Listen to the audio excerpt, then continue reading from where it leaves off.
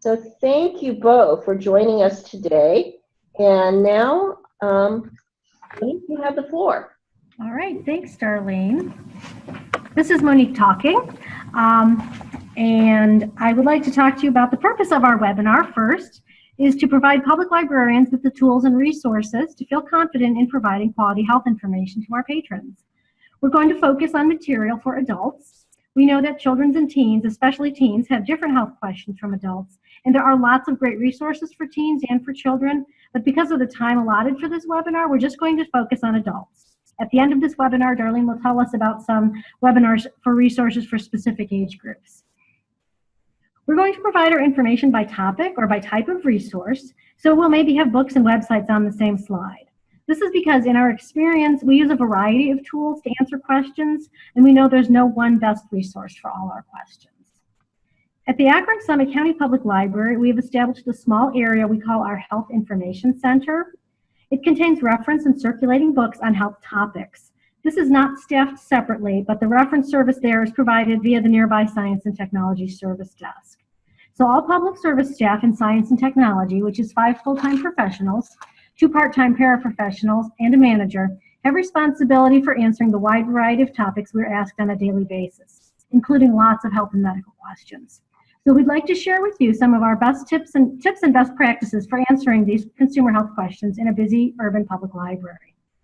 What we hope you will learn are some basic resources to stock both your reference desk and your circulating shelves. We're going to discuss what print and online resources you should have and with which you should be familiar.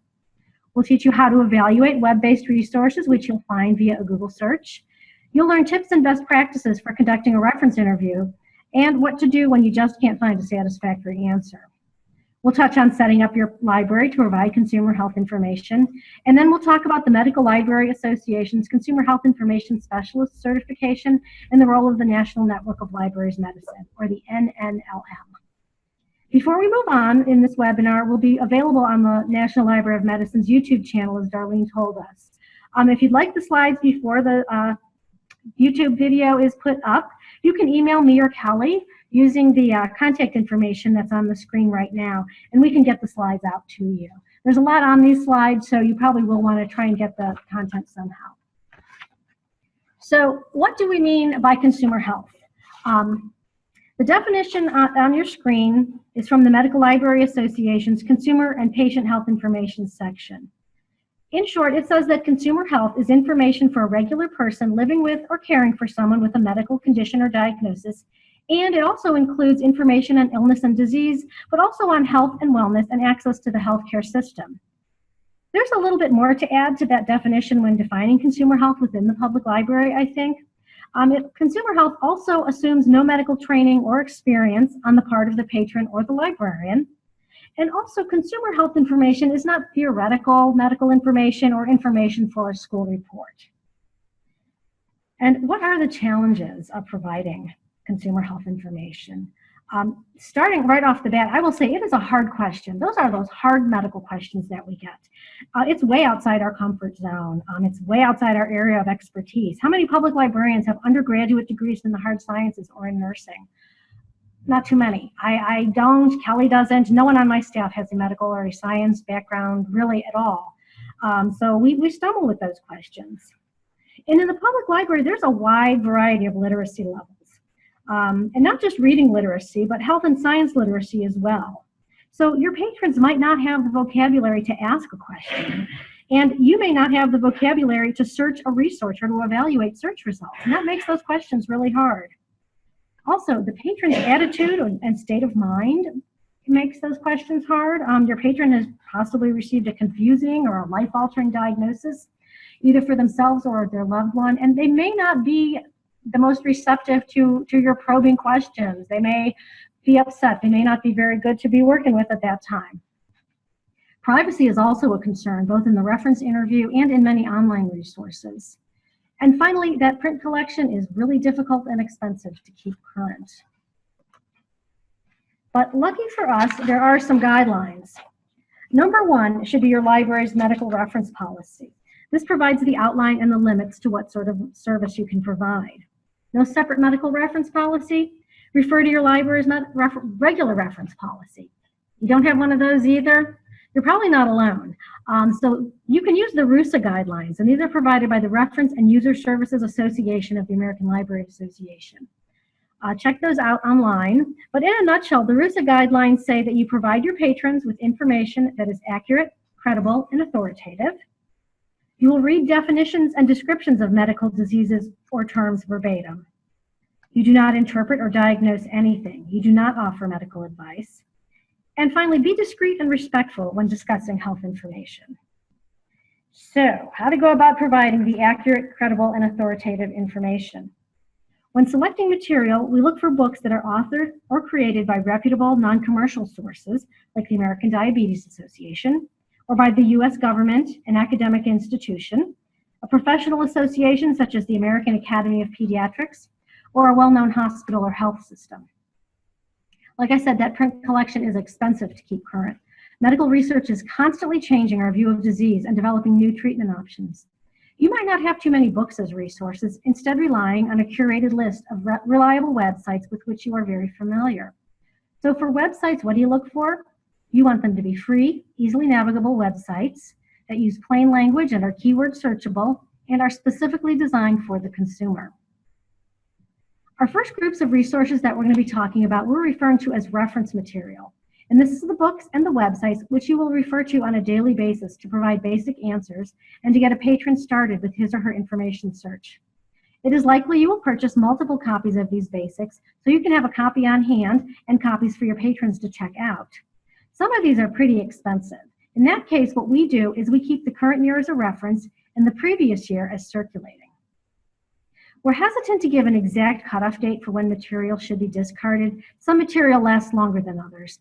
But in general, discard material when a new edition comes out, unless it is like some of those reference annuals where you make the previous edition circulating.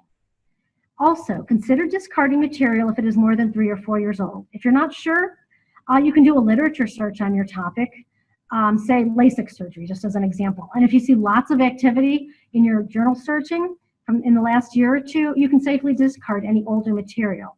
It is apparent there have been some changes to that particular field of knowledge. You can tell your patron who's looking for a book on a topic that it looks like that field has made some changes and the book publishers have not caught up yet, and steer them to these reputable websites or journal resources instead.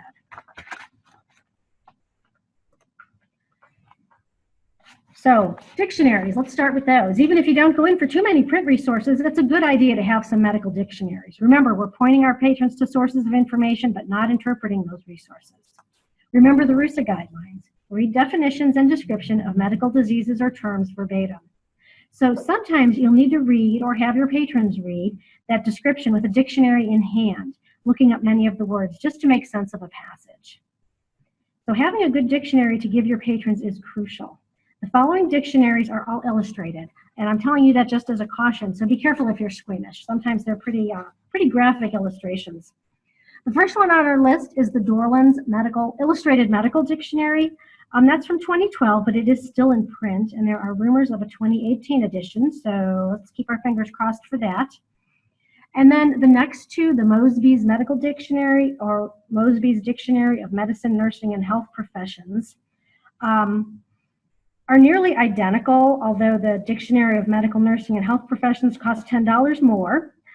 It also contains appendices with such things as units of measure, conversion tables, reference values for various tests, dosing calculations, range of motion illustrations. It's some pretty good information, so I think it's probably worth the extra $10 or so to get the more complete version. And finally, there's the Medical Libraries Association, What Did My Doctor Say? It's a very brief select list, but it is really just about the only free web-based resource that we could really call a medical dictionary.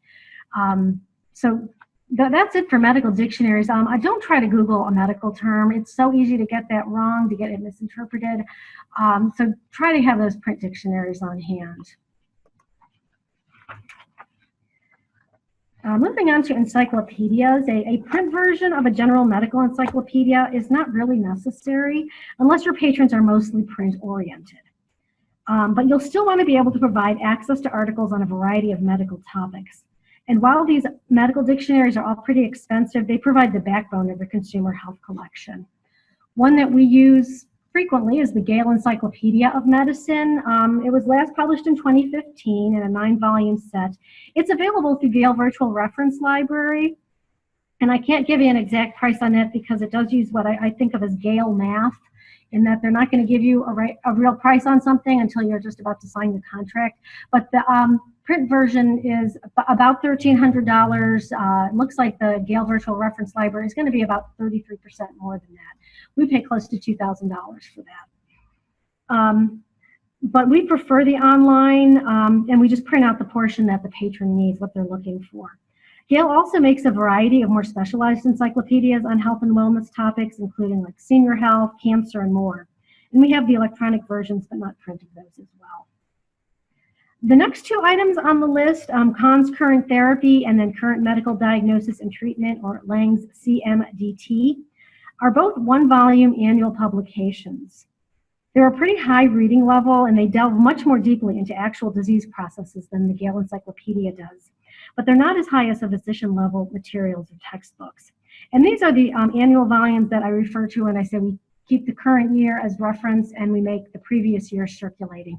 And our patrons do seem to like to check these out. The next item on the list is the Merck manuals. This has been online only since 2014, so discard any print copies you might have in your library. If you find something older, go out to your shelves and throw them away right after this webinar ends. Merck Manuals makes every effort to maintain a separation from the Merck Pharmaceuticals Company. The articles are reviewed by an independent editorial board of medical professionals, and both authors and reviewers can't be employed by or promote Merck drugs or any products from Merck's subsidiary. The MerckManuals.com has both a professional and a consumer versions, and they're both well suited to their respective audiences. They provide a high level of detail without advertising and without those privacy concerns that really are so frequent in a free resource. Finally, the last item on the medical encyclopedia list is Medline Plus.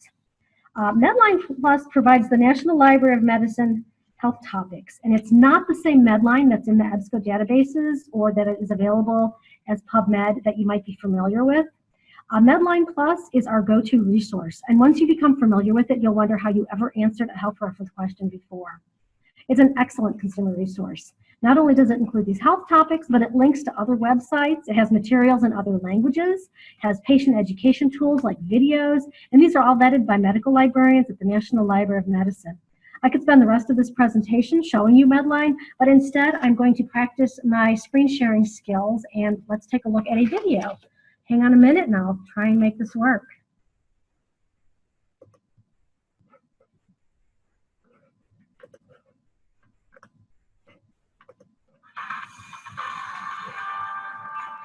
Welcome to Medline Plus, the consumer health information website from the National Library of Medicine and the National Institutes of Health.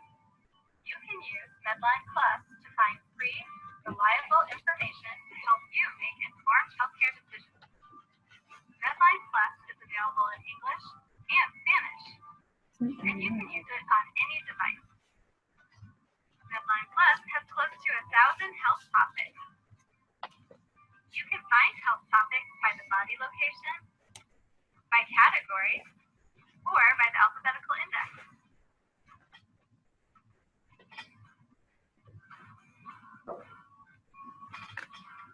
Here's the health topic page on back pain. On this page, you can find all types of information about back pain. A great place to start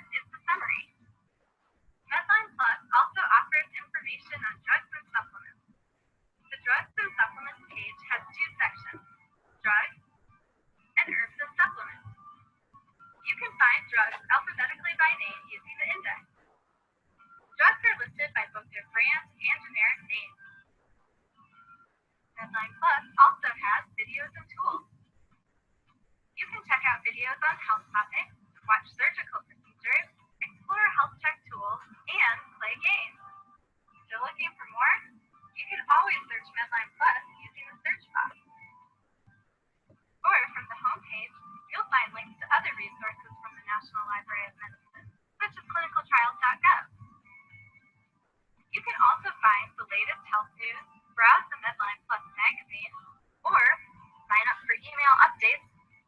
If you enjoy using Medline Plus, share it with your colleagues, family, and friends. Medline Plus, trusted health information for you.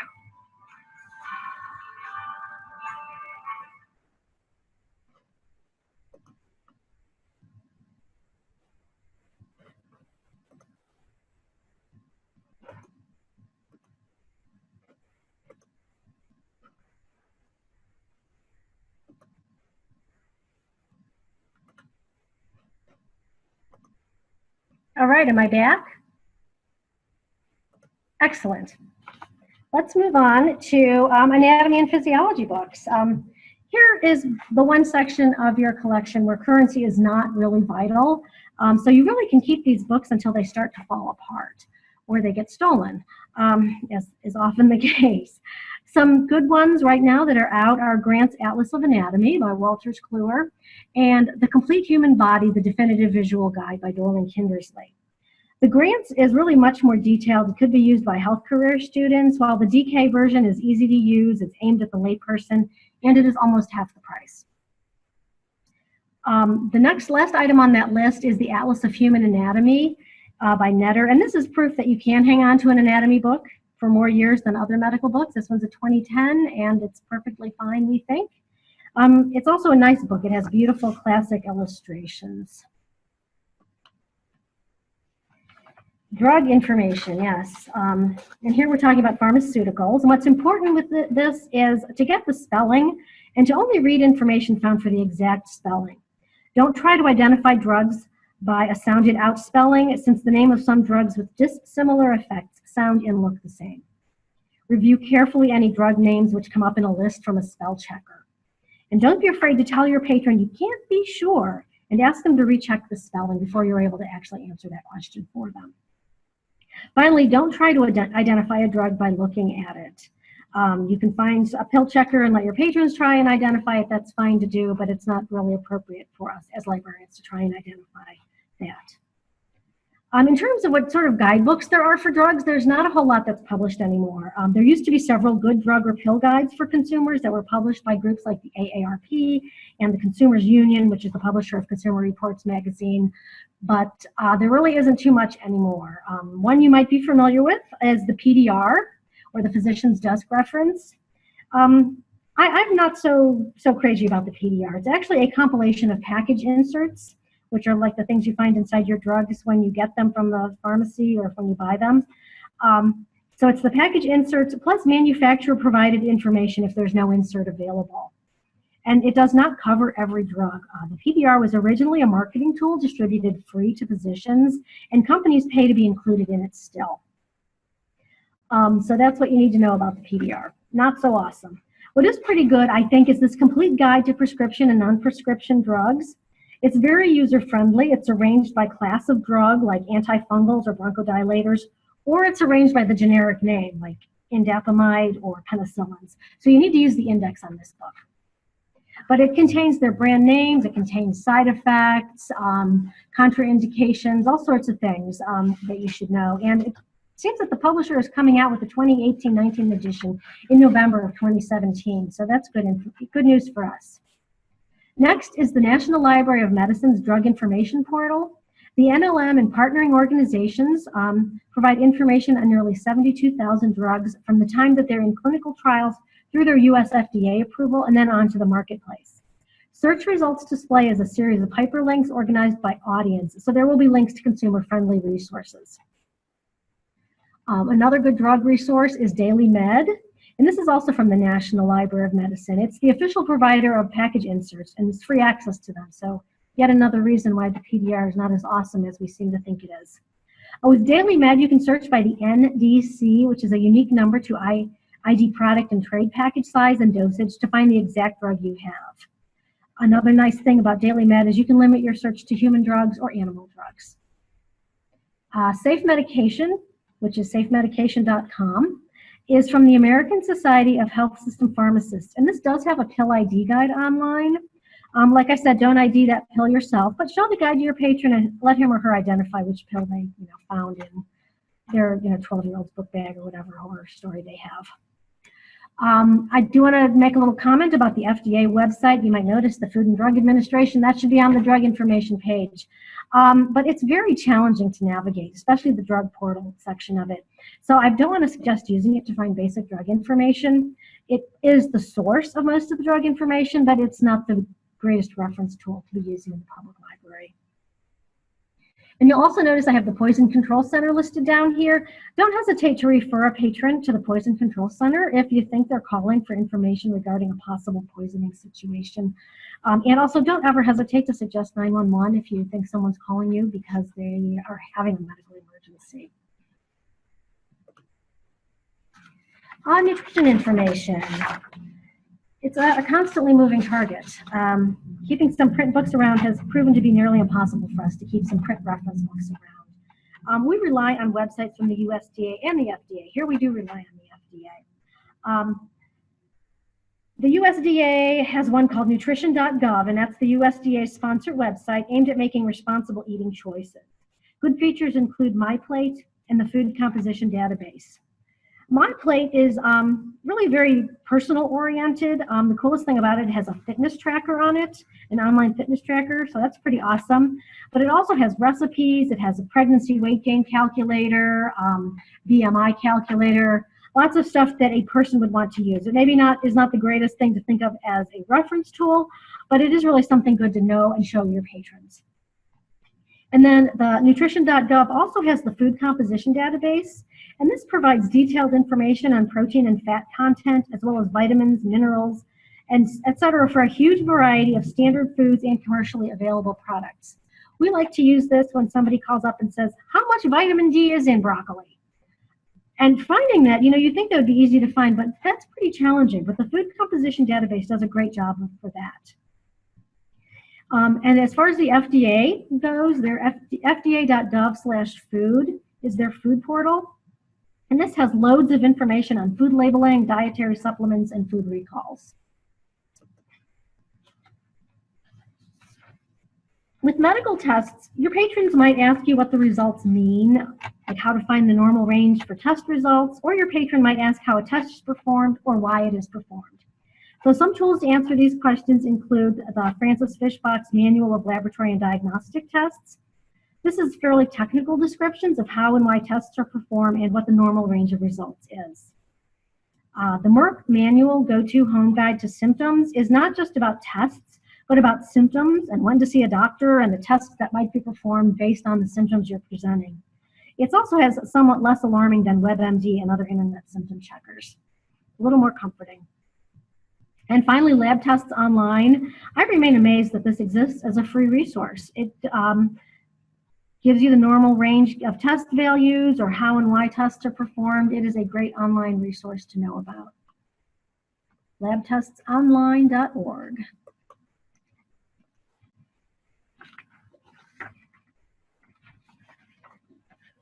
And alternative health, that is popular. We don't use books as reference tools too much. We're much more likely to use websites. A few that we like and use a lot are from the National Center for Complementary and Integrative Health. They conduct and support research and provide information about complementary health products and practices. They also have information on herbs, information on finding an alternative practitioner. The Memorial Sloan Kettering Cancer site is very good, has a very good herbal database. It's the natural medicines, though, that is really our go-to source for questions about alternative therapies. Natural medicines is a resource that you would pay for as a paid database, and we pay about $1,200 a year for it. I think it depends on the size of your library exactly what you would pay. It presents evidence-based ratings of health alternative therapies as possibly effective, possibly ineffective, likely ineffective, and insufficient evidence to rate. These safety and effectiveness ratings are taken from adverse event report systems and recognized sources like the United States Pharmacopoeia. It has an interaction checker, an effectiveness checker, and pregnancy and lactation interaction information. The effectiveness checker lets you enter a condition and then find out evidence-based alternative treatments for that condition. So when somebody calls and says, my granny always used lemon juice for her diabetes, was that a good idea? Should I do that? it allows you to look up diabetes and find out, is lemon juice listed? No, but there are other sources that you can refer your patron to that have some possibly effective ratings. Natural Medicines is frequently the source on Medline Plus's herbs database, and it provides natural medicines consumer level entries when they do use natural medicines. Subscribers to the full database get access to all the other content, and we feel it's well worth a separate subscription. We do so much alternative medicine stuff, and you probably do too. So that is it. Now I'm going to turn this over to Kelly.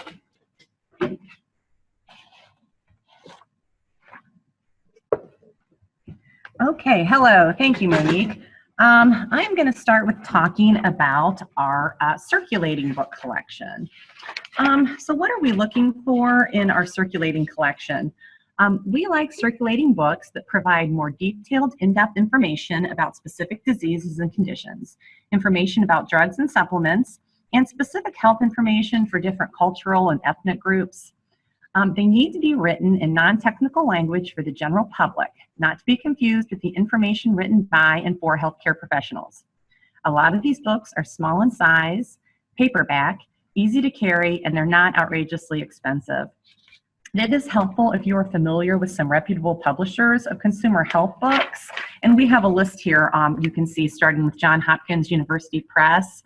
So you're going to find when dealing with the public that there are certain medical topics that you'll be asked about over and over again. So we're going to focus on a few of these popular topics by picking a few specific conditions and titles. Now these books certainly don't encompass the entirety of the subject, but they're just meant to highlight some good choices for your collection. And we're going to start on the topic of diet and nutrition. So while fad diet books and celebrity lifestyle books certainly do have a place in your library, you'll want to select evidence-based nutrition guides to recommend your patrons when asked about diet. A good pick is the Quick Check Food Facts. It counts calories, fat grams, carbs, fiber, etc. It has an authoritative chart compiled by the U.S. Department of Agriculture that lists the nutrients values of just about every food type. The American Dietetic Association Complete Food and Nutrition Guide is also a good choice. It contains practical nutrition information from a reliable source and includes eating and food safety tips. Now this publication date is 2012, so it's getting a bit old, and hopefully there'll be a new one published soon. Pregnancy. So pregnancy and pre-pregnancy books will be one of your most popular subjects. Have a couple titles listed here, starting with What to Expect When You're Expecting, which is sort of considered the Bible of pregnancy care books. It's in its 5th edition, with the first edition coming out in 1984. According to a USA Today article, 93% of all expectant moms who read a pregnancy guide will read What to Expect When You're Expecting. So this book is sort of hard to keep in stock. It tends to get stolen a lot, so you might want to order multiple copies. Your pregnancy week by week breaks down what's happening to the baby and the mother's body each week. It includes multiple diet tips and safety information. And What to Eat When You're Pregnant, a week-by-week guide. This gives an overview on the importance of healthy eating, along with diet tips as the mother's body changes, and it's full of recipes. You'll also want to look for books to stock on your shelves on fertility and preconception, multiple births, and pregnancy complications. Cancer is certainly a topic that your patrons will be asking about. And so here are two titles that they don't look at a specific type of cancer, but cancer diagnosis in general. The first is called Taking Charge of Cancer. It's a how-to manual that takes patients and family members through a step-by-step process of a cancer diagnosis. It's written by an oncologist and a cancer researcher, and it provides additional guidance to find more information on an individual patient's particular situation, including things like deciphering your medical records or how to read a pathology report. The second title is Living with Cancer, and it is similar to the previous title, where it teaches patients and caregivers how to ask the right questions beginning with the diagnosis. And just a note here, it is published by a reputable source, the Johns Hopkins Press Health Book. So with cancer, you're always going to want to supplement your print resources with some good cancer websites, and we have them listed here. Cancer.gov is the National Cancer Institute.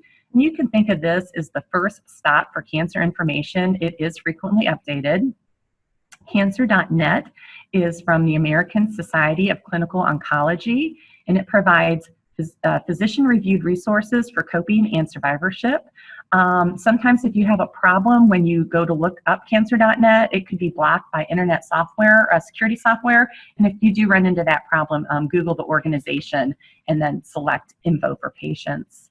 And finally, the third one listed is cancer.org, which is the American Cancer Society, which of course is the large charitable organization. It has local chapters that do provide significant services to cancer patients. Moving on to mental health. This is another wide-reaching theme that has a big range of different health topics. In general, we look for books that help gain awareness to mental health issues and offer information, skills, and treatment options for patients and caregivers. We can't talk about mental health books without highlighting the DMS-5, which is the first thing listed there. The DMS-5 is the universal authority for psychiatric diagnosis by the American Psychiatric Association. And what it stands for is the Diagnostic and Statistical Manual of Mental Disorders. And this is so important because treatment recommendations and as well as payment, the most important thing here is payment by healthcare providers are often determined by the DSM classifications. So having an updated version of this book is critical. It's compatible with those ICD coding systems used by insurance companies to generate payment. So if you have an outdated copy of this on your shelf, you do need to replace it. It is sort of expensive. It's almost $200. So if you can only afford one copy of it, keep it desk reference. I believe we have one desk reference copy here in Akron and then a couple that we circulate, and they get checked out all the time.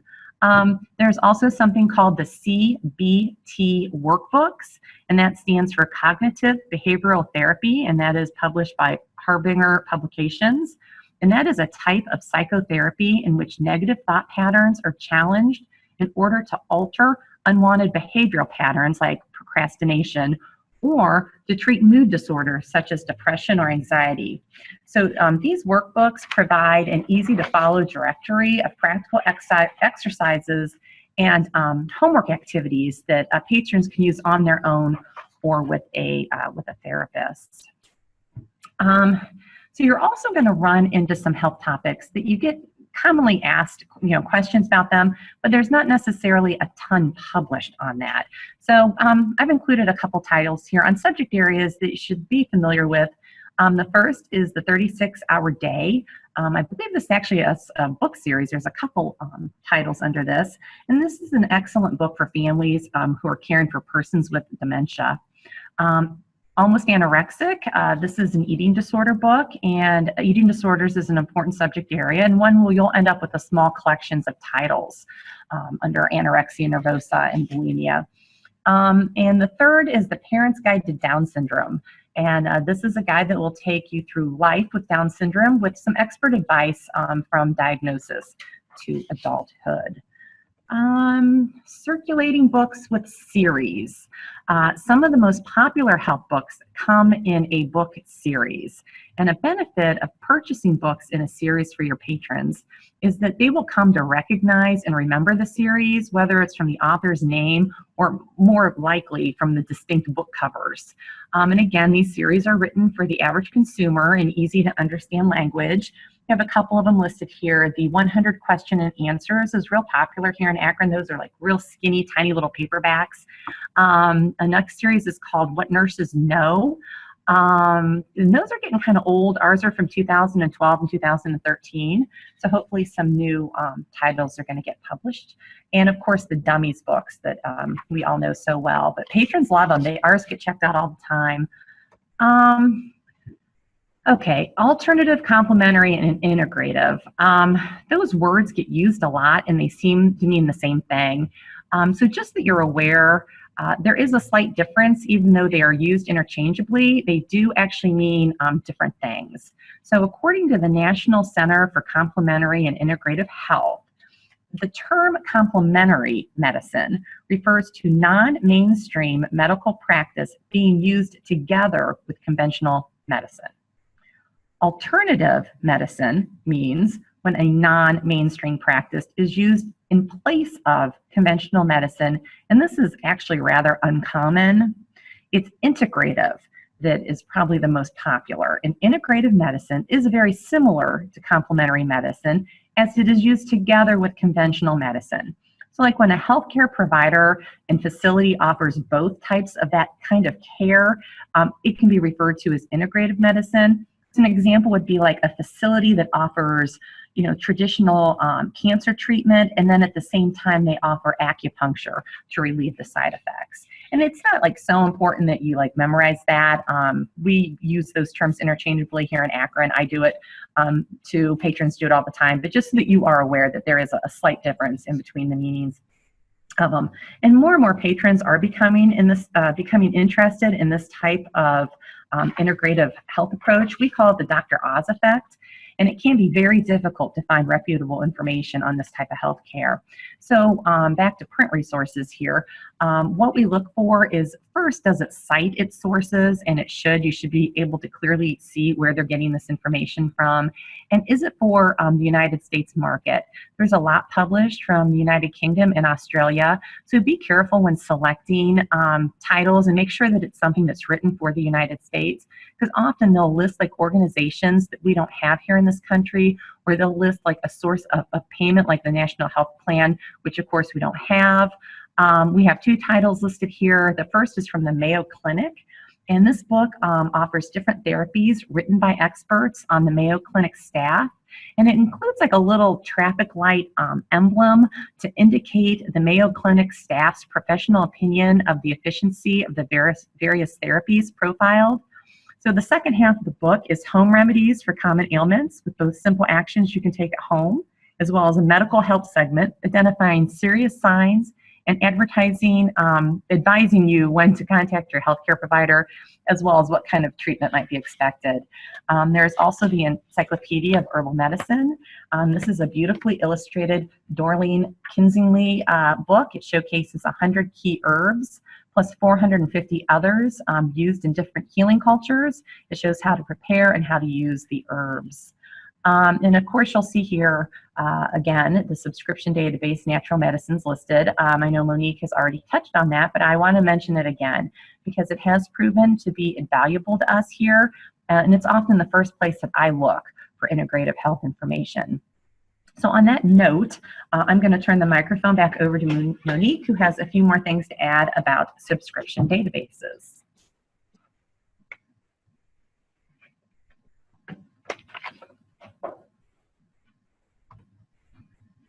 All right, for subscription databases, it's a fact of library life. Those print publications for medical information are way down from years past. Lots of our favorite series are no longer published, and many popular reference works have moved to an online-only publication format. Most of the web resources we've mentioned so far have been free from the National Library of Medicine. Some, like Lab Tests Online, are surprisingly free. And we've mentioned Natural Medicines twice now. We love it as a favorite resource for alternative medicine information, which can be purchased via a subscription. So there is yet another way to access health and medical information for your patrons, and this is via those vendor-provided databases. There are several database vendors serving the library market. The two which we find to have products with the readability level for public library customers and not for healthcare students or professionals are EBSCO and Gale. Be aware these can be very expensive, thousands of dollars for even the smallest size library. So before you start examining your budget to add these databases, check what's available from your state library or other library consortia in your area. In Ohio, we can purchase a variety of EBSCO products, several of which are pretty good for consumer health collections via the state library. So see what's available to you. Also, try running some of your health questions through your periodicals database. Many times, especially if you have an academic or a research type of magazine database available, you will have access to full text articles on many health topics. If you do decide your budget can support the purchase of a commercial database, make sure you check things like the update frequency, embargo policies on full text for popular magazines and journals, and how often unique content, like reports created by the vendor just for that database, are updated. And also become familiar with those free references from the National Library of Medicine. They're really great, and you might find that these will answer many of your patrons' questions without you having to add to your budget. Okay, so this is Kelly. I am back, and we are going to talk about everyone's favorite thing, which is Google. So you've been asked a question that your current resources can't answer and your databases are falling short. When do you turn to Google? So we love Google. Everyone loves Google. It's a great tool. However, when researching health information, Google isn't always your best bet. The problem is not so much finding information as assessing the credibility of the information you found. So like other areas of librarianship, you'll need to evaluate websites and use your professional judgment to find the best information if you rely on Google. So here are some website evaluation techniques that we teach our patrons, and this is from the Medical Library Association. So the first one is who created it and who's the sponsor. You know, you should be able to easily see if this has been created by doctors or a hospital or a device manufacturer. You should be able to find the contact information for the authors of the website very easily. You should be able to find the author's credentials, like education, training, and where they currently work. And how current is the information? Outdated information won't reflect the latest research or treatment available. So many websites have the date of their last update listed at the bottom of their page. Who is the intended audience? Was it written for consumers, doctors, adults, teens, or children? Is the contact factual? Can you easily locate the supporting research? Remember, a fact is verifiable and can be proven true or false by researching the evidence. The information should come from scientific or peer-reviewed professional literature. Does the site collect any personal information, and how is that information used by the website? Many websites will have their privacy policy near the bottom of the web page. So if you're asked for personal information, proceed with caution. If the policy states they will share your information with other companies to provide you with products, that's a sign that the information you give won't be private and could be sold. And finally, is it supported by the HON code, H-O-N code, and what does that mean? So what is the HON code? And if you're not familiar with this, the HON code stands for Health on the Net Foundation. It's a nonprofit organization with headquarters in Geneva, Switzerland, and its goal is to certify an ethical standard of quality health information online. It is a voluntary system, and health websites have to request HON code membership. So the certification is free for the first year, and after that, it must be recertified, and the website must pay for it at that point. It will show the date of the initial certification or recertification, and also if the site did not renew. The fee is dependent on what type and size of the website, and the logo is usually located at the bottom of the web page. So in their own words, the HON, now I'm going to read this here verbatim. The HON code is not an award system, nor does it intend to rate the quality of the information provided by a website. It only defines a set of rules to, 1, hold website developers to basic ethical standards in the presentation of information, and 2, help make sure readers always know the source and the purpose of the data they are reading. Many .govs and .orgs don't participate with the HON code. So there is good and bad with this. The good is the HON code does attempt to set an ethical standard for quality health information. And if you see a valid HON code, it does mean that the website has disclosed information about who authors the content, their credentials, and who paid for the site. So that's all good stuff. The bad is that the HON code does not seek to rate the medical accuracy of the information itself. So of course there is no substitute for the person-to-person practice of medicine. Users still must develop the knowledge and ability to recognize dubious websites. So the HON code does encourage users to practice healthy skepticism. The HON code seal on the site should be thought of as a handy reference, but librarians must employ the same criteria and evaluation tools they use when doing a Google search, even with the HON code present. And here is what it looks like. This is the Mayo Clinic's Certificate of Compliance, and it shows that this website is certified from April 2017 through 2018, and this is kind of what it looks like when you see it at the bottom of a web page. So what happens when your patron comes in and they don't have a question about a disease or condition, but they have a question about his or her physician? Now, this is a very common question we get asked, and it's one of the hardest to answer. Most patrons want a Consumer Reports type ranking of physicians, and unfortunately that does not exist. There are a couple of things, though, that you can do to help your patron. The first is the Federation of State Medical Boards is accessible to the public and provides information on physicians such as contact info, credentials, where they went to medical school, what year they graduated, and enforcement data. It will show the license type and whether there is formal action against the doctor. So each state is listed in alphabetical order. So the state medical board is also where the patients will be able to file medical complaints about their doctors. And we keep our state medical board website bookmarked on our reference computers, and I would recommend that you do the same. It's an easy site to navigate once you get there. The second thing listed is a print book. It's called Castle Conley's Top Doctors, and it's currently in its 14th edition. Now, this book identifies physicians in the United States in over 65 specialties, broken down state by state and by medical specialty. So these doctors were nominated by their peers in a survey process of thousands of American doctors each year. So does that mean that if your doctor is not listed, they aren't a good doctor? No, that is not what it means.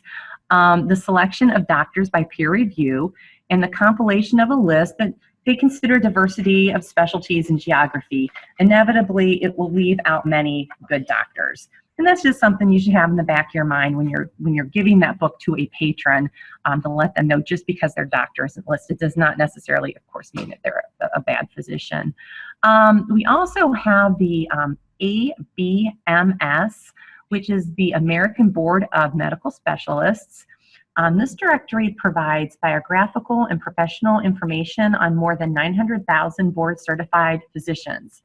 It is electronic and it is very expensive. I believe we pay $1,200 a year for that. And it is broken down into 24 separate medical boards, things like allergy, family medicine, obstetrics, pediatric surgery, etc.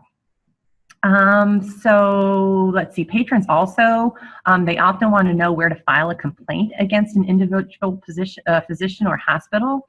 So remember, complaints against individual doctors need to be made through your local state medical board. Complaints against a hospital or a nursing home would go through your local state Department of Health. And so it's a good idea to have those bookmarked on your reference desk as well. There is also something called the Physicians Payment Sunshine Act, and this was enacted to increase transparency of financial relationships between healthcare providers and pharmaceutical manufacturers. It requires manufacturers of drugs, medical devices, biological and medical supplies covered by the 3 federal healthcare programs, which is Medicare, Medicaid, and the State Children's Health Insurance Program, to collect and track all financial relationships with physicians and teaching hospitals, and to report this data to the Centers for Medicare and Medicaid Services. So data is entered into a searchable database, and once you go onto this website, you just look up the physicians by name. It's actually very easy to use. So now you have your print sources, some databases, you have your websites, and you are ready for reference questions. So with the medical reference, sometimes figuring out what it is your patron is actually asking about can be challenging. Due to the sensitive nature of the topic, the medical reference interview can be difficult for librarians and the patrons. So we'll look at some basic rules and then a couple of tips that can help you make the exchange a little easier. First of all, patron confidentiality is most important. To help provide privacy to your patron, you'll want to lower your voice a bit since they may be asking questions about private medical issues that are embarrassing to them. Now, I've seen suggestions made to have a separate location in your building for this type of thing, but that might not really be feasible for most libraries, and I personally don't think that that's necessary. There are some best practices that you can follow with each patron interaction. The first is to clarify what it is your patron is looking for. For example, someone comes up to your desk and they ask you about tics. You need to find out if they mean tics, T-I-C-K-S, the vocal and muscular spasm, or do they mean ticks, T-I-C, the insect. Two, you need to ask for spelling of the disease and condition, and Monique kind of touched on that, the importance of it when dealing with information about drugs. If they have the spelling, always get it from them. And third, restate the question to make sure you understand it, understand the request. So you would say back to your patron, do I understand you correctly? Do you need information about tics, T-I-C-K-S, the vocal spasm, and not tick, the insect? There are always special challenges for the staff when dealing with medical reference. Patrons sometimes come in with incomplete information about their health condition, or patrons often have so much information thrown at them at the doctor's appointment that they walk away missing critical points of their diagnosis, or they were unfamiliar with the medical terminology to begin with, and the diagnosis went right over their head. Patrons sometimes have unrealistic expectations about the type of information available. Like, for example, they want you to give them a straightforward answer to a complex medical issue that may be impossible to find. And sensitive health issues might cause patrons to not ask straightforward questions, so they might start off the reference interview kind of dancing around the subject. So there are a couple things that are helpful. Use open-ended questions to help reveal more information from your patron as much as you can. Be upfront with the limitations of medical information. Again, sometimes there isn't a simple, straightforward response to their complicated question. And as library staff, you have to be comfortable explaining that to them. Restate the question back to the patron to make sure that you understand what it is they're asking for. It is okay for you to ask them if they have seen a doctor and if they have received a diagnosis from the doctor. And finally, be prepared if the condition has a not so good prognosis. You need to be comfortable saying something like, this information I have here is a textbook case and may or may not apply to your situation. You'll want to discuss this further with your doctor. Here, you can take some of this information with you. Some patrons can be very persistent, and you have to know where to draw the line when answering these type of questions. I'm going to say a bunch of don'ts here. Don't give your opinion. Don't offer personal history or family remedies. You don't recommend a treatment to your patron. You don't say anything that is not found in print. Don't help them self-diagnose a problem. It's very easy to get drawn into that. And this is where being familiar with your institution's medical reference policy comes in handy. It will allow you to be more comfortable saying things like, I'm a librarian, I'm not a healthcare professional, or I can show you how to research and how to use these resources, but I can't interpret anything. You'll want to check with your doctor's office. You need to sympathize, but be firm. And if you practice these phrases a bit and put them in your own words, it'll feel more natural and easy for you to talk to the public. I'm going to turn this microphone over to Monique, who has a little bit more information on medical reference interviews. Okay. Sometimes you just don't find that answer and you think you should have, or sometimes you find an answer and that patron is just not accepting what you have found. These are different scenarios and your responses will differ, of course. Let's take the second one first. What do you do about that patron who asks the same question over and over, week after week, after you've exhausted your resources? There's really nothing more you can give him, and this patron just will not go away. This is always tough because we want to provide information. We want to be helpful. Michelle Spatz, in her 2008 book, Answering Consumer Health Questions, refers to these patrons as frequent flyers. These are patrons who receive a lot of time and attention from you and from your coworkers and from you and from your coworkers back and forth for weeks on end, but they don't seem to ever act on that information which is provided. Spatz believes these patrons are venting displaced frustration on the best possible sounding board, you, the public librarian. These patrons are trying to gain a measure of control over a difficult health situation without actually taking any responsibility for the outcome. They want to feel better without having to make difficult choices. That is the choice of what sort of medical treatment to pursue. And they know that you, as a librarian and not a healthcare provider, are not able to actually provide the healthcare. So they don't ever actually have to decide what to do. Your best course of action when you've exhausted everything and your patron is still coming back a week later is to stop trying to find more material. This is really, so counterintuitive to what we are used to doing. But STAT suggests the following. Paraphrase what the patron says, listen, and paraphrase again. I understand you are looking for information on that nasty toenail fungus, and listen. And then say, I understand you're looking for information on your toenail fungus problem. And listen again. Eventually, the patron will ask something like, well, yeah, but now what should I do? And at this point, you can say, well, you know what to do. I've given you all the information I can find, and you need to decide what to do in consultation with your doctor. I know that sounds really easy. It does. But it has been known to work. It's not surefire, but that has been known to work sometimes. The other scenario, if you can't find the answer, but you just know it's out there somewhere, we develop those instincts for when something's not quite right, and we feel like we should have found something and we're just not finding it, and it's kind of bugging at you. The real quick and dirty thing to do right when that happens is if your patron has the name of something, some condition, some herbal supplement, some sort of a treatment, and you're just not finding it in any of the sources we're suggesting, maybe try a Google search and see if Google suggests something else. Google's pretty smart that way. Say your patron comes in and asks for information on something called COHOCH for menopause symptoms. They spell it out. They spell out COHOCH. And so you look in the Medline Plus Herbs and Supplements database, you look in the Memorial Sloan Kettering database, and everything just keeps coming up empty-handed. So you Google the spelling, COHOCH, and Google makes the suggestion of black cohosh, COHOSH. And there's all these menopause treatments available, supplements there on the same Google page. At this point, you can ask your patron something like, well, where did you get that spelling? They might say something, oh, I just heard someone pronouncing it on television, or I heard about it at the gym, or I heard about it at a family dinner, or someone after church, or something like that. In that case, you can probably go ahead and let them look at that other information and see if that's going to be answering their question. Some other sources for when you just can't find the answer, though, when they're not that easy, you can look for some things on a local level.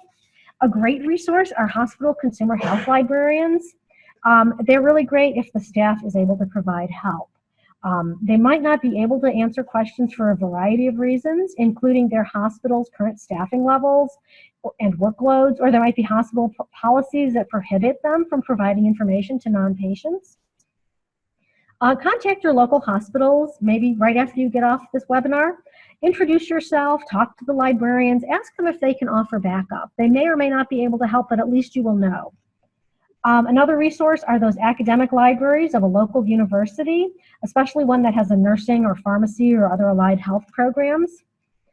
The great thing about both hospital and academic health sciences librarians are they will be expert searchers of advanced medical databases like PubMed.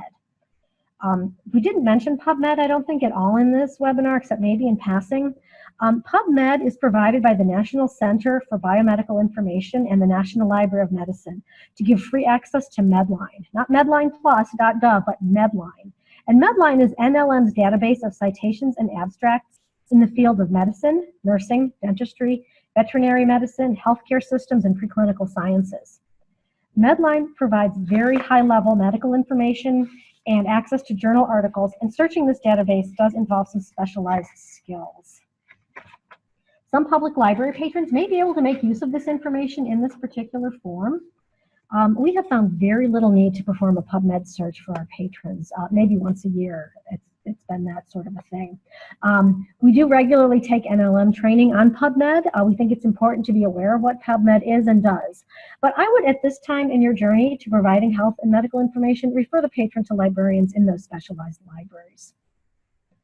Another great referral source is pharmacists. Don't forget about pharmacists. They're usually very helpful. They know all sorts of things. They're great with those drug interaction questions that are really outside our ability to answer usually. Refer your patrons to a pharmacist. Also, the patron's insurance company. Some insurance companies might have an Ask a Nurse service.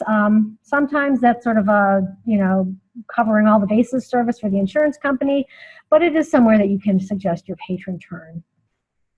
And finally, it is always appropriate to suggest the patron reconnect with his or her healthcare provider. It is always appropriate for us to say, I'm a librarian, I'm not a healthcare provider, I'm not a doctor, a nurse, a pharmacist, whatever. I'm not finding anything which is clearly providing an answer to your question. You may want to check back with your healthcare provider's office for further guidance. It is always appropriate to do that. Don't ever be afraid to do that. Emphasize that you're an information professional, not a health professional, and that you are just simply not finding any information. You might need to go a little further afield than your local community to help your patron. And here's some national ideas. There are national organizations on particular health topics. What you could do is use a Google search to locate them, and then use the similar evaluation techniques as for evaluating an informational website. A lot of times the challenge with that is finding contact information other than an email. Another place to find some national organizations is the Encyclopedia of Associations. If anyone still owns that, still gets a copy of that in your library, that's a great resource to turn to. And also the Rare Disease Network is a good source. They have patient advocacy groups on their page that if someone is looking at a disease or a condition that's hard to find information about, they can maybe find some information and some help through the Rare Disease Network. And finally, a great resource is LibGuides or LibGuides. I don't know how that's pronounced. Does everybody know about these? The actual LibGuides are content management and curation tool for libraries that are provided by a vendor called SpringShare. They're very popular in academic libraries, and some larger public libraries use them as well. We might think of them sort of as a digital version of that old-timey Pathfinders, a collection of resources on a particular topic. The real beauty of LibGuides for us at the public library is that they're usually mounted on the library's website, and so the information in the LibGuide, if not the actual content such as the databases and ebooks referred to, is available via a Google search. To find some LibGuides, just Google the word LibGuide and your topic, such as LibGuide breast cancer. Chances are good that the creator of that LibGuide was a medical librarian, so it's going to be full of some carefully vetted resources. I hope that this presentation has encouraged you to want to provide some consumer health information in your library, and we would like to encourage you to create a consumer health area in your library, similar to our Health Information Center, which I spoke of at the beginning of this presentation. The benefits of having a consumer health area in your library is that it allows for an area of vetted current health information to steer your patrons to. It separates out this quality information from the popular patron-driven titles of unproven medical value. So your books on oil pulling therapy, diet books, celebrity health and wellness titles aren't going to get the same weight as a Mayo Clinic or a Cleveland Clinic or a Johns Hopkins University Press book on managing a particular condition. The big drawbacks to creating a consumer health area are space and also a presumption of expertise that you may not feel you possess. But I believe these drawbacks can be overcome. I think we've demonstrated you really only need a small amount of shelf space since most current material is going to be online. And we believe that the desire to provide this service will create expertise via a willingness to learn these resources. And also, the Medical Library Association has something called a Consumer Health Information Specialist, or specialization. The Medical Library Association is a professional organization for hospital and health sciences librarians, and it offers this certificate that it calls the Consumer Health Information Specialist. It's 12 or 24 continuing ed units, depending on whether you want to be a level 1 or a level 2 certified. Most of the CEUs are available for free through the National Network of Libraries of Medicine. And you can take these classes and webinars on many consumer health topics typically encountered in the public library: teen health, veterans health information, seniors, K-12 resources, alternative health resources. It's all really good practical stuff. In addition to all the knowledge you will gain through your coursework, the Consumer Health Information Specialist certification adds professionalism and credibility to your work. It's well worth seeking out. And I'm going to turn this over now back to Darlene Caskey, and she'll fill you in a little bit more on the role of the National Network Libraries of Medicine plays in the Consumer Health Information Specialization Certificate, and then I think we'll have time to field some more questions. Are you ready, Darlene? Unmute. Awesome. Hi, thank you. You did a great job of explaining what the Consumer Health Information Specialist certification is. And I understand that you are at level 2, both of you, correct? We are. That's great. And here is a slide of she mentioned a lot of different subjects that we have, and you'll see here. And if you want to see what else we offer, you can go to this URL site. This was created by Bobby Newman. It's guides for public libraries, and the training page shows you a list of all of our free courses that are available. So if you're an organization, just become a member of the National Library of Medicine, your local group. We have 8 regions across the United States. Bobby and I are in the greater Midwest region, which are the 10 states, the Dakotas down to Kentucky. We don't take in Missouri. But find on our National Networks of Library of Medicine website page, and nlm.gov, you can find your region and join and learn more about this certification process. Any questions? Oh, you can also have this certification is good for 3 years, and then it can be renewed. And at the first level, you'll need about 12 hours of credit, as Monique mentioned, and the second level is 24 hours.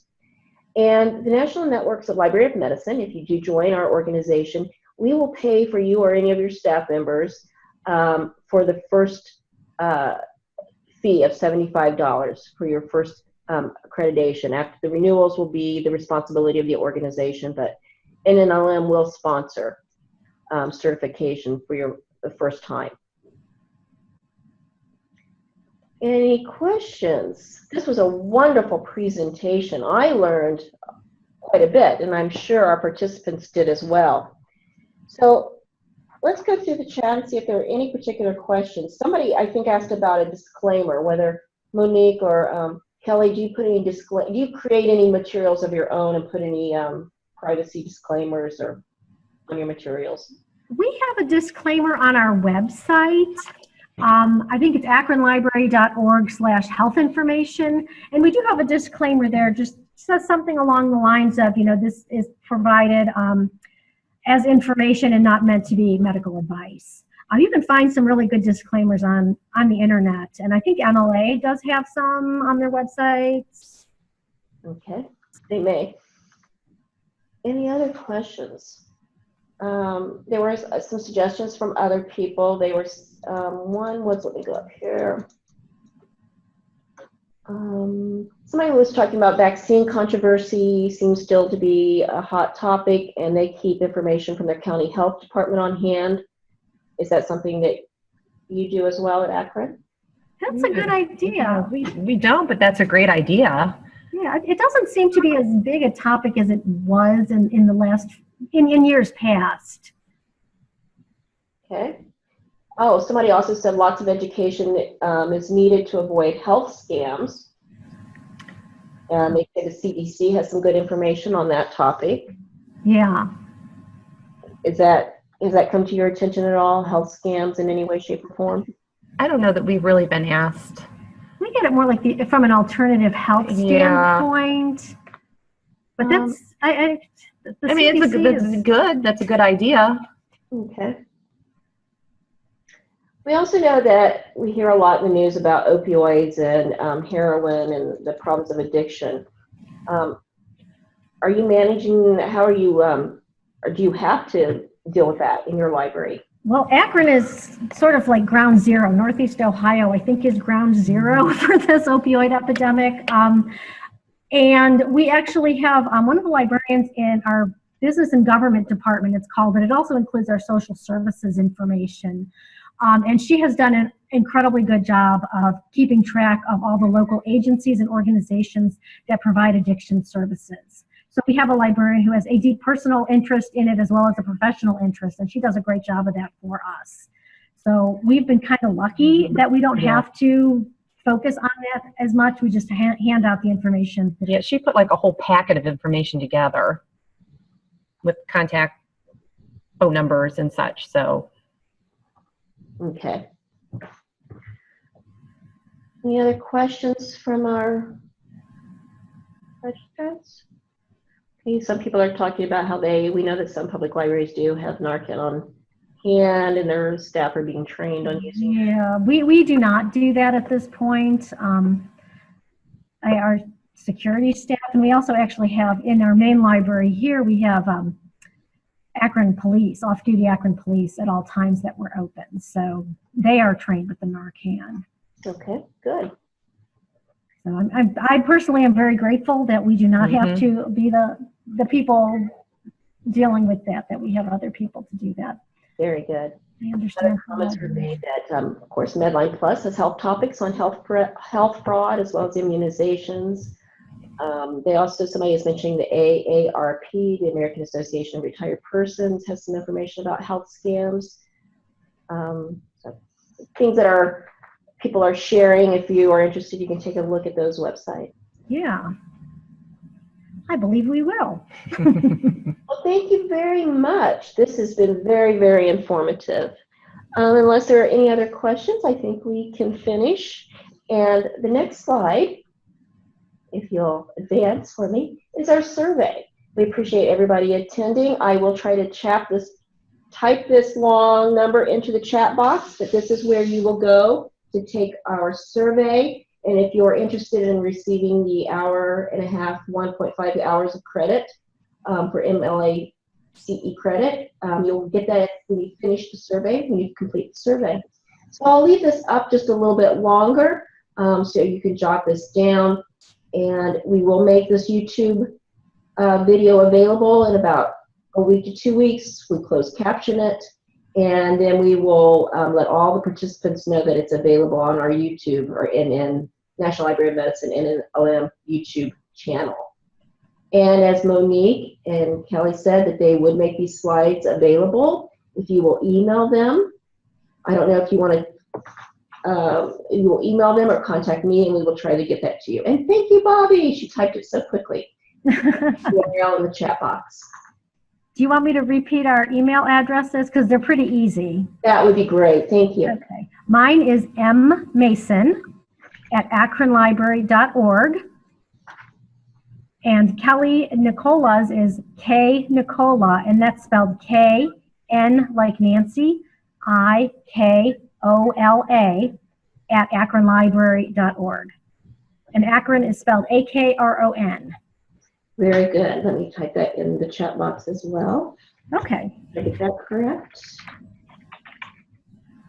Library.org. I think I got that correctly. And Nikola @Akron Library.org. Well, thank you again, and thank you for everybody who participated. And Thank you. Thank you. okay, bye-bye. Bye-bye. Bye. Bye. Thanks for watching. This video was produced by the National Network of Libraries of Medicine. Select the circular channel icon to subscribe to our channel. Select a video thumbnail to watch another video from the channel.